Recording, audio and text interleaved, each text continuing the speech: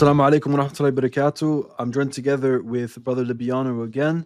Inshallah, today we're going to be refuting inspiring philosophy on his utter corp explanation of Mark 13:32, with Jesus not knowing the hour. Without further ado, let's begin the response. Why didn't Jesus know the hour of the tribulation and the Olivet prophecies? In Mark 13:32, Jesus says, "But concerning that day or that hour, no one knows, not even the angels in heaven, nor the Son, but only the Father." In this verse, Jesus says that only the Father in heaven knows the hour when these events will happen. But this verse appears to contradict the doctrine of the Trinity. If Jesus is fully God, then shouldn't he know the hour as well?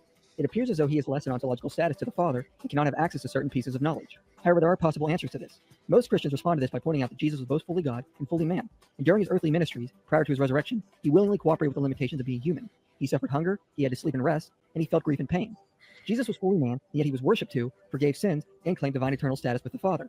This is the hypostatic union. Christ had two natures, and during his earthly ministry, he cooperated with the limitations of being fully human. Of course, this is because he is divine, who became fully man. Hebrews 2:9 says, "For a little while, he was made lower than the angels, so that he could suffer death for everyone." Philippians 2:6-7 says, "Jesus was equal with God, but willingly emptied himself and became human."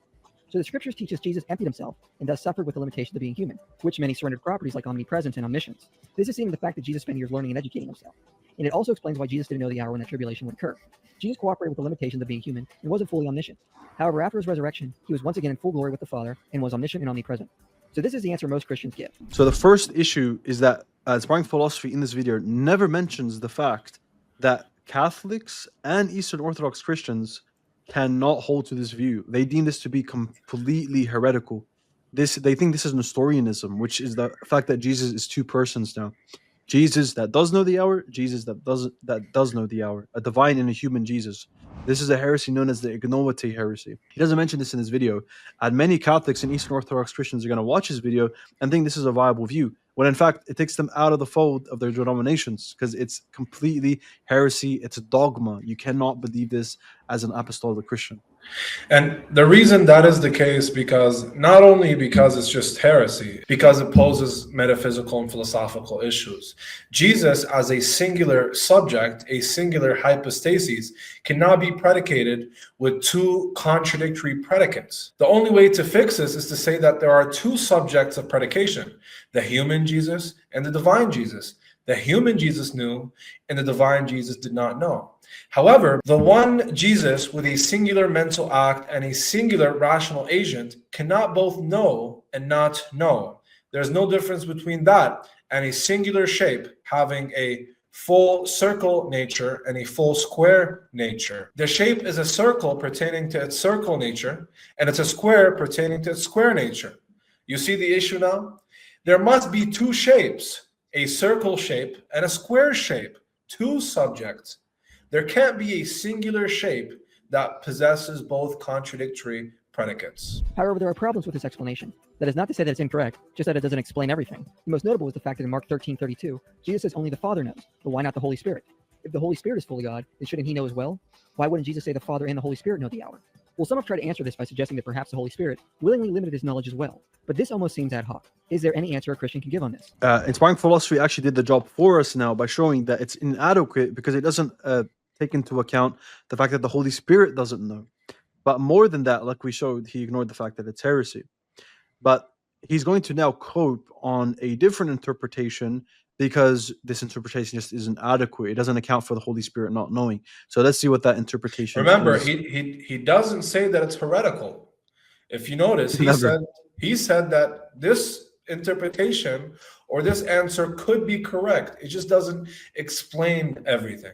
This would be an issue, and this would place Mr. Michael Jones into the category of heretics that should be, burnt at stake. So, in fact, yes, there is. If you look at the entire passage this verse comes from in Mark 13 and Matthew 24, and if you look at the cultural context, a different picture emerges of what Jesus was actually alluding to. In ancient Jewish cultures, marriages were almost always prearranged. After arrangements were made, the young groom would begin building additions onto his father's house, where he and his future wife would live. The custom was that the father of the groom would decide when the additions were finished and was ready for the young couple to move in, which meant only the father knew when it was time for him to get his bride. But this doesn't mean the groom actually didn't know when the time was. A wedding was a bigger event in those days than it is even today. It was a community-wide event.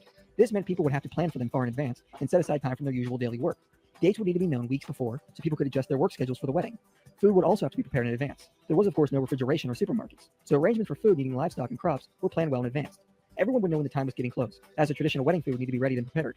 However, despite it being obvious to everyone when the wedding would take place, in order to give respect to the father of the groom, it would naturally be said that only the father knows when the groom was going to get his bride. But obviously the groom would not have been unaware of the day or the hour, as it would have been obvious to everyone in the community. So with this in mind, a new understanding of Matthew 24:36 and Mark 13:32 can be seen. Jesus was not claiming that he or the Holy Spirit did not know the hour of his return, but was explaining to what the events leading up to the tribulation would be like. It would be like that of an ancient Jewish wedding, where everyone would know it's drawing near, and the Father will give the word for it to take place. But the events leading up to it will be seen and understood by all. If we look at Mark 13:32 in context, we see it actually makes more sense with this understanding. Prior to saying this, Jesus gives another example of how we will know when the tribulation will take place. He says to learn from the fig tree. As soon as its branches put out its leaves, you know summer is near. So also, when you see these taking place, you know that he is near. Likewise, Jesus then gives another example by alluding that it will be like a Jewish wedding, when the father will give the word for his son to get his bride. So he borrows phraseology from a Jewish custom. So it is likely Jesus wasn't saying he truly doesn't know, but that he gives respect and authority to the Father to give the word when these things will happen. Considering the fact that he's trying not to give an ad hoc explanation, he really defeats the purpose of saying that by giving a completely ad hoc explanation.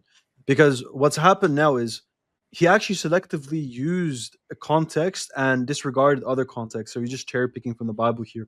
Because if he is actually trying to inform an understanding based on the context of Mark 13:32 and Matthew 24:36, then clearly you cannot avoid the fact that this is about knowledge.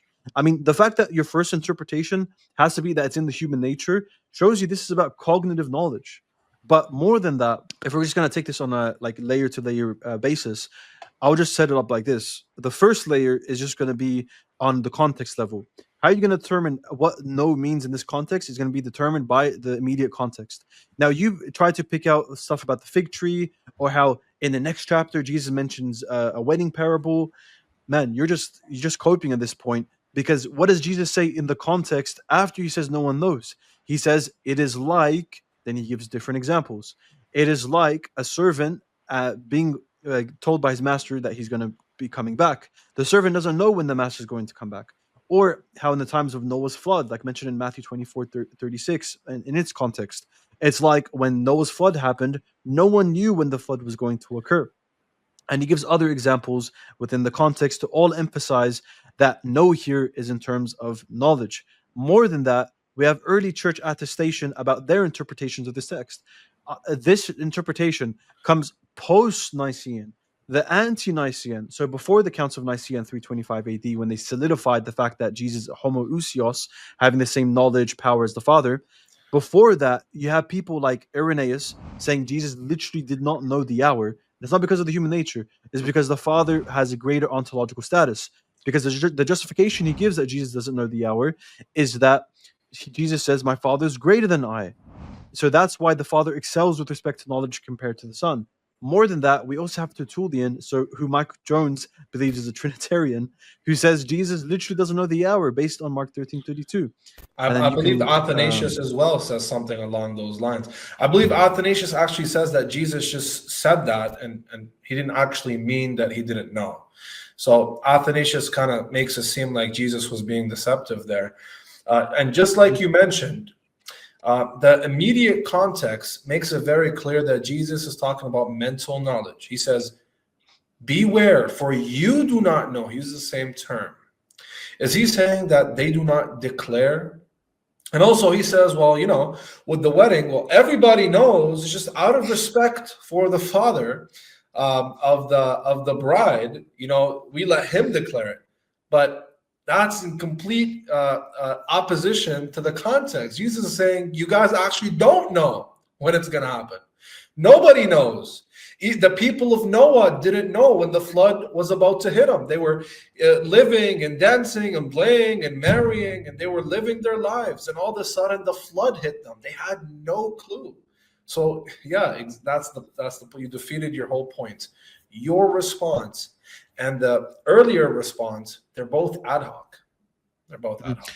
And finally, just to add to this, we're going to show, like Libiana mentioned, Athanasius gives a cope response, which shows you that if you need to add so much assumptions to the text, so much presuppositions when you're reading the text, it means that it's ad hoc. It means that your interpretation is not parsimonious with the context or the greater context of the Bible. Now, Athanasius gives a really ad hoc response, like Libiano said, but more than that, Basil makes a response not just that's ad hoc, but he says more than that, that because Matthew's version doesn't have nor the sun, we should interpret Mark's account that says nor the sun in light of that. So Basil's whole response is based upon a false assumption that Matthew differs from Mark and has a better account on what's going on here. But it's a textual variant. And the textual variant exists. Why? Because they found it theologically problematic. St. Ambrose believed that Arians or subordinationists added this into the text and that the original is what's found in Matthew. But we know today through manuscripts that the church were wrong and that they just hoped for the fact that it was an insertion because it's so theologically problematic. And because, keep in mind, the tradition, the church tradition posits that Matthew is the earliest gospel. Mm-hmm. So, they were using that as some kind of explanation. But we know that Mark is earlier than Matthew.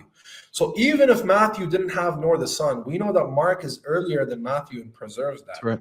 But now, with our manuscript tradition that we have, we know that both Matthew and Mark have that. And scribes, they were changing the text, distorting the text, removing nor the sun. Why?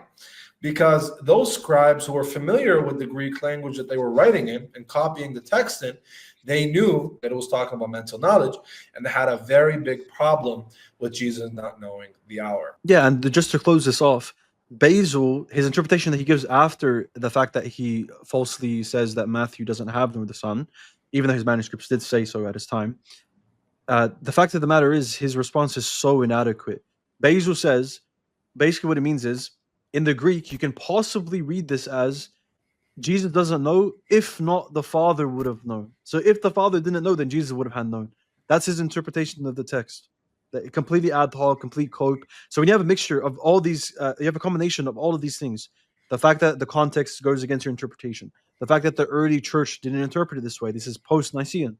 The fact that church that are post-Nicene are giving ad hoc reconciliations, as well as are claiming that there's manuscript variant that is caused by Arians. So it's so much of a theological problem. They have to say Arians added nor the sun. Then it clearly shows you that this is a clear theological problem that Christians cannot avoid. Be sure to like and subscribe. And if you want to support the channel, then my GoFundMe and Patreon links will be down below.